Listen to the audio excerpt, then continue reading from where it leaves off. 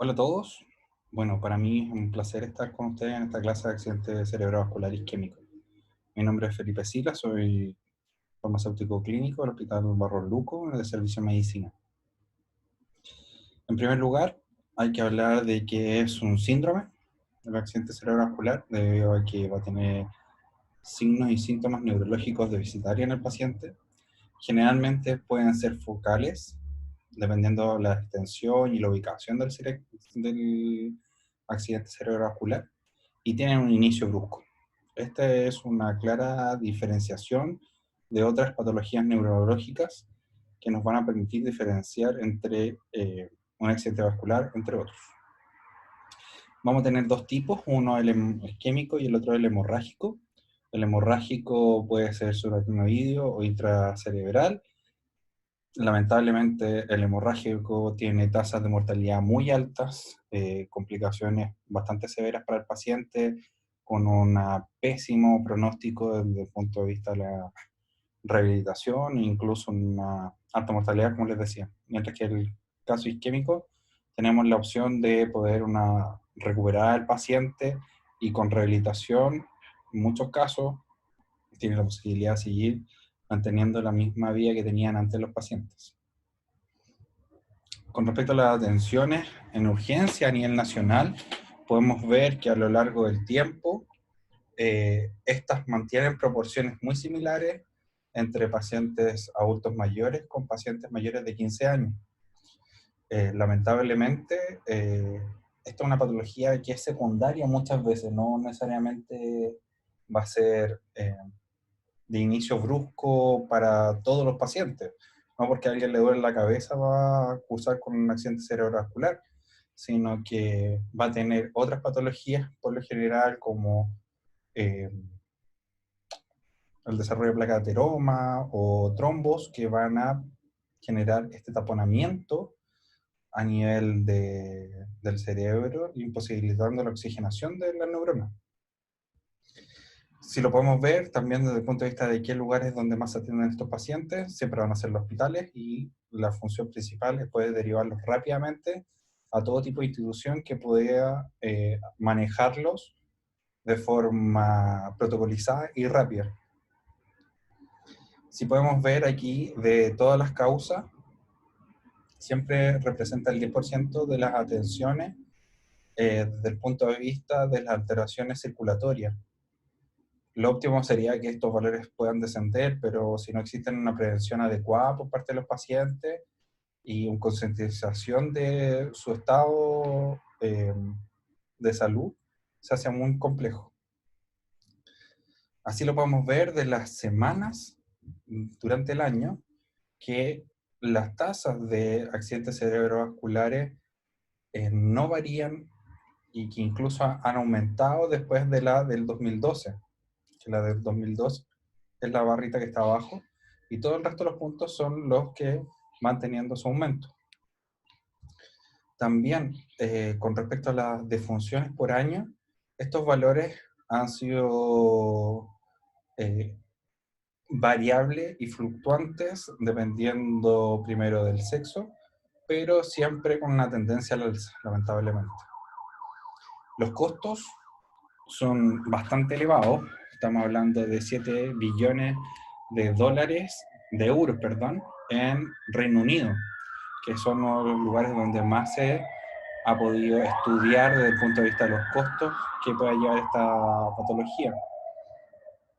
Y que se habla principalmente que esto podría haber sido prevenible ampliamente si es que los pacientes estaban con tratamiento adecuado para patologías de base.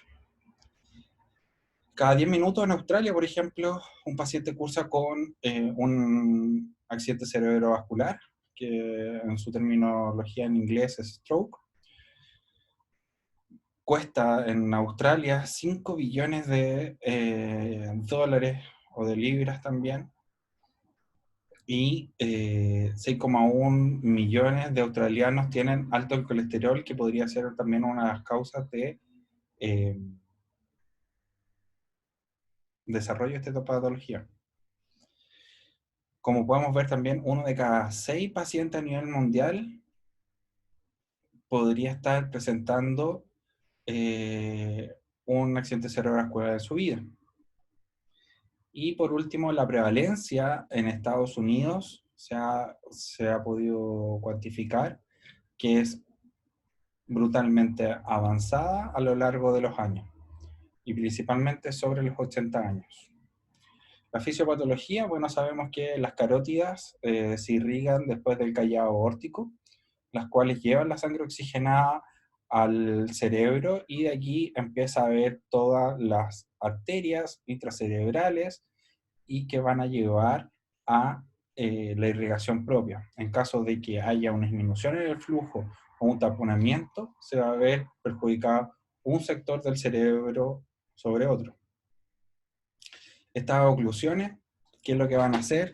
Es una liberación de glutamato, lo que va a activar los receptores, va a aumentar la penetración del calcio y del sodio, lo cual va a llevar a una proteólisis desde el punto de vista de la célula, hasta cursar con una muerte celular. Por eso es tan importante de que entre más rápido se actúe, más rápido va a ser la posibilidad de inhibir o disminuir la cantidad de muerte celular que va a haber en el paciente.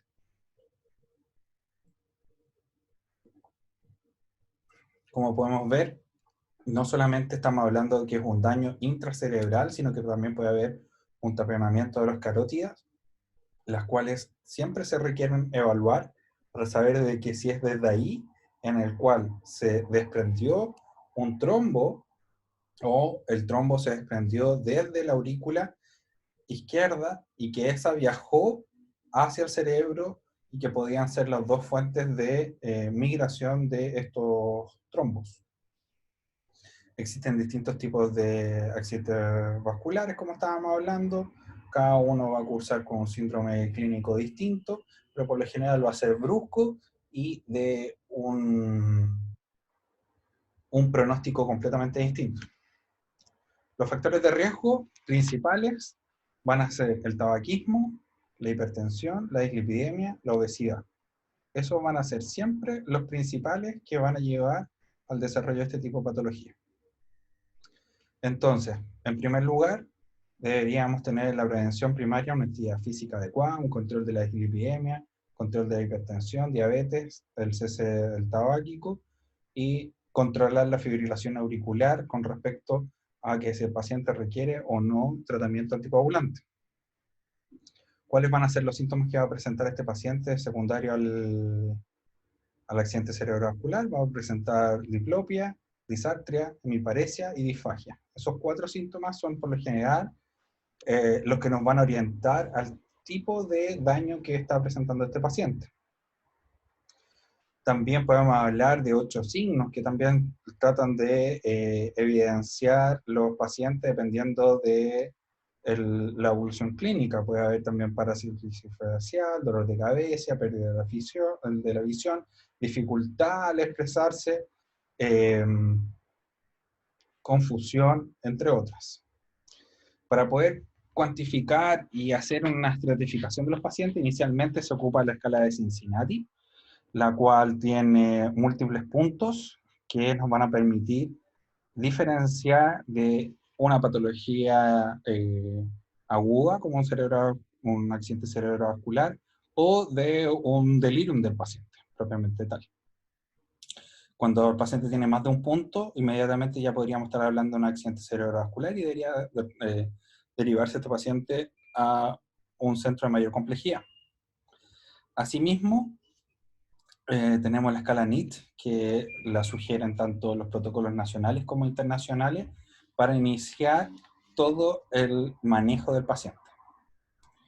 La escala NIT es esta que lo vamos a ver, que son 11 tópicos distintos, las cuales nos permite también tener una mayor precisión con respecto a qué está presentando o qué nivel de complejidad tenga este paciente. A mayor número que vaya a tener, es mayor la severidad del cuadro y mayor las complejidades del accidente cerebrovascular. Como podemos ver, con 0 puntos no hay un déficit, con un punto un déficit mínimo, de 2 a 4 de déficit leve, y ya empezamos a hablar de puntos categóricos sobre 20. Sobre 20 es un déficit severo, y por lo tanto tiene que ser un manejo rápido. El manejo general y la toma de exámenes nos va a permitir conocer cuál es el contexto clínico de este paciente. En primera instancia, cuando el paciente llega al servicio de urgencia, se le deben tomar la glicemia, dejar con oxigenación si el paciente satura menos del 94%, administrar suero fisiológico en casos de hipotensión. En casos de hipertensión hay que disminuirla, porque en primera instancia, si alguien tiene un accidente cerebrovascular, fisiológicamente, lo que va a tratar de hacer tu organismo es aumentar la presión arterial. ¿Para qué? Para aumentar el flujo sanguíneo que hay a nivel cerebral. Por lo tanto, lo que uno busca es disminuir la presión arterial, pero no a valores normales, sino que llegar a una PAM de 150. No más que eso. Eso quiere decir mantener la presión arterial entre 220 y 120 miligramos de mercurio. En caso que el paciente esté descompensado, administrar la betalol en bolus endovenoso o administrar captopril sublingual.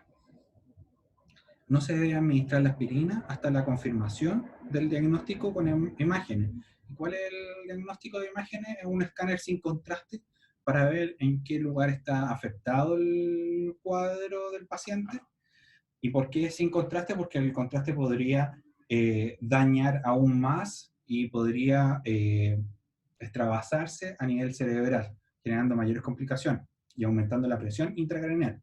Y no administrar fármacos, alimentos o líquidos por vía oral, porque eso, una de las primeras complicaciones que podría presentar un paciente es una disfagia que no lo va a llevar o no le va a permitir tragar en forma adecuada, lo cual puede aumentar los riesgos de una neumonía por aspiración.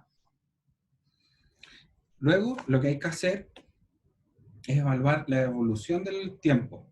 Si el paciente cursa con el inicio de los síntomas y es trasladado al servicio de urgencia, estamos hablando que el tiempo de ventana para iniciar la acción tiene que ser menos a 4,5 horas. Si pasó más de 4,5 horas y tiene el diagnóstico, lamentablemente este paciente ya se maneja con una solución lenta que no va a prevenir o no va a hacer un cambio drástico en la evolución de la patología. Mientras que si lleva menos de 4,5 horas, se pueden implementar manejos farmacológicos o de aspiración de los trombos por parte mecánica que va a permitir una mejor estadía. Entonces, como decíamos, para diagnosticarlo se ocupa el escáner sin contraste, siempre. Y para manejar la presión arterial, tenemos tanto el labetalol, nicardipino, el captopril, que nos va a permitir mantener presiones arteriales menores a lo que estábamos hablando. Entonces, en primera instancia, a este paciente, como ya diagnosticamos de que tiene un accidente cerebrovascular isquémico que requiere de trombolisis, las trombolisis están validadas hasta 4,5 horas. Aquí va la razón de por qué esa ventana de tiempo. Sobre eso no existe una evolución favorable desde el punto de vista farmacológico. ¿Y con qué vamos a trombolizar? Con alteplasa, es el fármaco que está estandarizado. En primera instancia se tiene que dar una dosis de 0,9 miligramos por kilo. El 10% de la dosis, por ejemplo, 9 miligramos, tienen que ser administradas en un bolo en un minuto, y el resto, que serían los 81 miligramos, tienen que ser administrados en una infusión de 1 hora. Y para esto también hay que evaluar las contraindicaciones absolutas o relativas por el uso de los fibrinolíticos, que no son muy distintas en el caso del infarto o el miocardio. Alteplasa sigue siendo por ahora el gold estándar de los fibrinolíticos, como sale en todas las guías, como pueden verlo ustedes. Esta es la actualización de la AJA del 2019, donde siempre comenzar con un bolo de un 10% de la dosis en un minuto, y luego el resto de la dosis en 1 hora, el 90% de la dosis que queda restante. El beneficio siempre va a ser de esta terapia si el paciente lleva menos de 4,5 horas. Y también hay que estar constantemente evaluando si es que el paciente pueda presentar sangrado, algún tipo de hemorragia o un angioedema secundario a la alteplasa, porque puede activar una respuesta inmunológica secundaria. Entonces, como les decía, las hemorragias y el angioedema son las mayores complicaciones. Para el angioedema vamos a tener un manejo con hidrocortisona y estar constantemente evaluando al paciente, y por parte del punto de vista de la hemorragia intracraneal, solamente queda la evolución constante de este mismo. Acá también tenemos un algoritmo para el manejo de que hay que estar evaluando constantemente la respuesta cognitiva del paciente, utilizar corticoides. La AJA sugiere la metilprednisolona, pero también puede ser utilizada la hidrocortisona en 100 miligramos cada 8 horas. Y también tener al paciente en una primera instancia con una sonda nasogástrica para prevenir complicaciones por aspiraciones en caso de que esté siendo administrado la alimentación del paciente o fármacos. Y en el manejo del sangrado, bueno, aparte de monitorizar y ver si que llegó a haber alguna complicación, se le pueden administrar el crioprecipitado o el plasma fresco congelado, que son dos fármacos que principalmente van a aportar los factores de coagulación, el 2, el 5, el 7, el 9, el 10, que van a poder revertir el cuadro de sangrado del paciente. También podría ser utilizado el ácido tranexámico con dosis de 1 gramo endovenoso en 1 hora, pero también puede haber una respuesta inmunológica en el paciente. Entonces, pregunta del millón.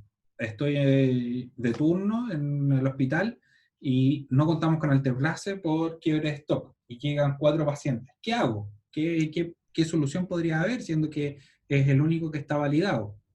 Entonces, en ese caso, la alternativa podría ser utilizar el tenecteplasa. El tenecteplasa, que sabemos que es el del gol estándar de los fibrinolíticos en caso de infarto agudo al miocardio, no tiene estudios que logren quedar como número 1 en el caso de la ACV, pero sí puede ser una gran alternativa y ser razonable su uso en caso de que el paciente curse con este tipo de patología. También tenemos que tener claro de que si tenemos un paciente que le pasamos un fibrinolítico, tiene que haber profilaxis de por medio que habría que cumplir para prevenir otros desarrollos de situaciones. Una de ellas va a ser la trombosis venosa profunda por estar hospitalizado el paciente y con un reposo absoluto. Puede generar también la aparición de trombos a nivel de las piernas. Entonces, en este caso, los pacientes podrían verse beneficiados del uso de la profilaxis, pero siempre y cuando ya pasado 4 días del inicio de los síntomas y que ya se hizo la trombólisis, se toma un nuevo escáner para evaluar que no haya tenido algún sangrado. Si el paciente ya no tiene ningún sangrado, se puede iniciar la terapia de la profilaxis con heparinas de alto o bajo peso molecular, dependiendo de la función renal del paciente. ¿Qué complicaciones agudas pueden aparecer en un paciente con ACV? Una puede ser la hipoxia, fiebre, hiperglicemia, hipotensión o hipertensión, hiponatremia, y también pueden haber casos de estatus convulsivo. Entonces, siempre hay que estar tratando de asegurar que el paciente esté bien oxigenado con una saturación de oxígeno mayor a 94. En caso de no tener este valor, hay que administrarle por naricera de 2 a 3 litros para lograr esta meta.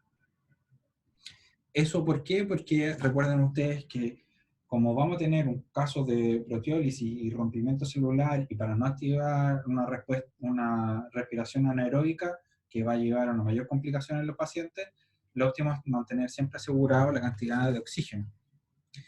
También puede haber fiebre, entonces lo que tenemos que hacer es mantener las temperaturas entre 36 y 37, siempre identificar la causa de esa fiebre, si es secundaria al evento cerebrovascular.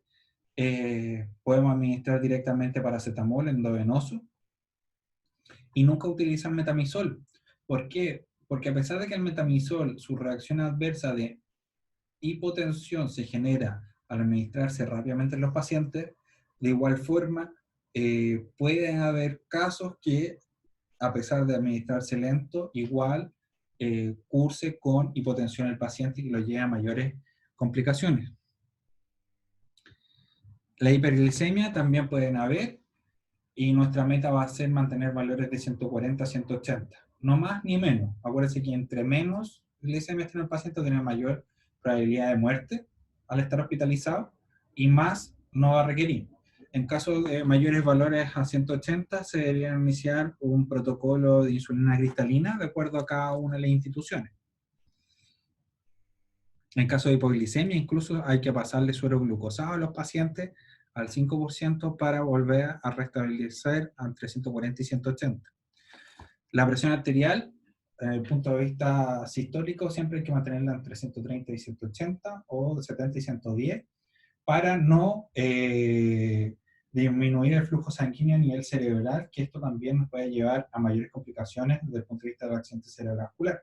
Entonces, el paciente está con valores sobre 220, 120, captopril vía oral o por sonda nasogástrica o la betalol va a ser la opción, y en caso de que esté hipotenso, va a ser administrar suero fisiológico o suero glucosado, dependiendo del contexto clínico del paciente. La hiponatremia también es uno de los eventos que puede llegar a aparecer.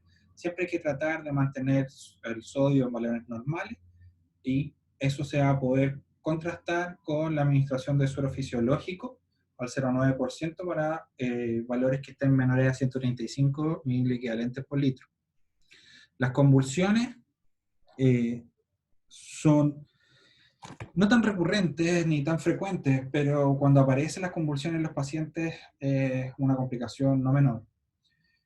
Vamos a tener que manejar una primera instancia con benzodiazepina, y en caso que el paciente no responda, vamos a tener que ocupar fenitoína endovenosa con una carga de 1 gramo endovenoso de este fármaco. Para prevenir nuevos eventos de accidente cerebrovascular, lo primero hay que iniciar es la antiagregación plaquetaria. Para eso nuestro objetivo es evitar la recurrencia de los nuevos episodios. Pero ¿qué fármacos vamos a ocupar? La aspirina, 100 miligramos al día, e iniciar el clopidogrel 75 miligramos al día, siempre y cuando ya hayan pasado los 14 días del evento agudo. No antes, debido a que hay un alto riesgo de sangrado en caso de iniciarlo previamente. Y recordemos de que se sugiere el uso del clopidogrel a diferencia de los otros fármacos antiagregantes plaquetarios como el ticagrelor, el prasugrel, debido a que tienen un alto riesgo de sangrado. De la presión arterial, siempre tratar de manejarla en valores menores a 140,90, utilizando IECA. En caso de que el paciente tenga edema, la hidroclorotiazida ha sido uno de los fármacos que podría mantener un flujo sanguíneo adecuado. Y siempre partir con el IECA y luego el ARA12, que el paciente no lo tolera, donde nuestro fármaco esencial va a ser en el Alapril. También vamos a tener el uso de estatinas para estos pacientes, debido a que muchos de esos van a tener placa de ateroma, y también por el uso de la estatina va a estar por los efectos pleiotrópicos. Siempre y cuando se van a ocupar las estatinas, que el paciente tenga un LL menor a 70. Si el paciente no lo tiene, se va a tener que empezar a utilizar este fármaco. ¿Qué fármaco? La atorvastatina, 40 miligramos al día. ¿Y por qué vamos a querer buscar esto, los efectos pleiotrópicos? Porque en sí se logran con estatinas de una alta potencia. ¿Y cuando tenemos estatinas de alta potencia? La tenemos con la rosuvastatina en dosis de 20 o 40 miligramos, o atorvastatina de 80 miligramos. Y esto va a tener un efecto puro sobre el LDL. ¿Y cuáles van a ser nuestros efectos pleiotrópicos que siempre por lo general se nombran? Primero, que va a disminuir la síntesis de colesterol, claramente, porque son antilipomiantes, pero van a aumentar la expresión de óxido nítrico, lo que va a permitir una vasodilatación. Disminuye la expresión de la COX-2, Disminuye la expresión de especies reactivas de oxígeno. Aumenta la apoptosis a nivel endotelial. Disminuye la proliferación y migración de macrófagos. Disminuye la actividad del fibrinógeno. Disminuye la generación de trombina. Disminuye la viscosidad sanguínea. Disminuye la adhesión y agregación endotelial. Por lo tanto, con este conocimiento, nosotros sabemos de que existe una disminución en el riesgo de desarrollar un trombo en el lugar que se ve afectado. Por eso son tan importantes las estatinas para este tipo de casos. También, obviamente, como inhibían a la COX-2, van a disminuir a los tromboxanos. La diabetes, siempre nuestra meta va a ser una hemoglobina glicosilada menor a un 7%. Y la terapia antidiabética va a ser dependiente del contexto. Si el paciente tiene una hemoglobina mayor a 10, van a hacer la insulina, y menor a 10 va a ser la terapia vía oral. Y recordemos que, similar al infarto, es requerido que el paciente tenga un cambio en su estilo de vida, alimentación, cese tabáquico, entre otras. Y aumentar la adherencia, porque si nos damos cuenta, este paciente se va a ir con una terapia bastante prolongada y necesitamos que prevenir complicaciones secundarias al accidente cerebrovascular. ¿Cómo se va a lograr eso? Asociar los fármacos a las comidas, en caso de que se puedan utilizar, o utilizar un pastillero, que toda la familia sepa qué terapia está tomando el paciente, que esté un papel en el refrigerador para que todos sepan los horarios, qué dosis y en qué horario se toma el medicamento, y el uso de alarmas, para que todos estén comprometidos con la mejora del paciente.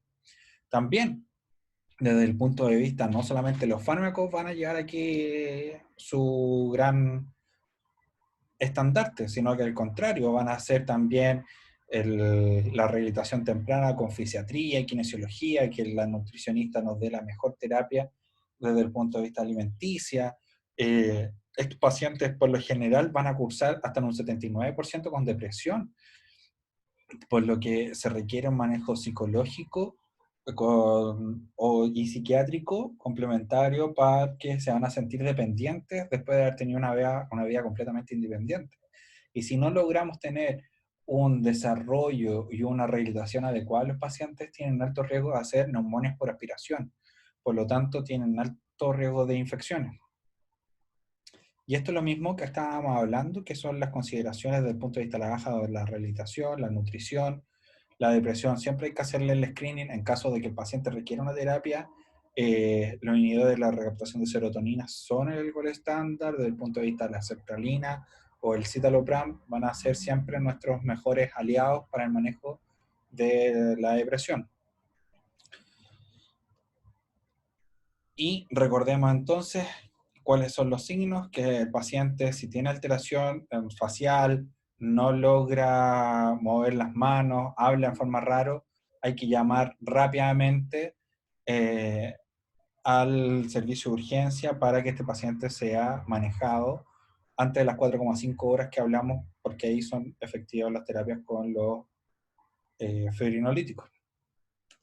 Eso, muchas gracias, espero que haya sido de su gusto. Ante cualquier duda me pueden escribir al correo que sale en la diapositiva. Que estén muy bien.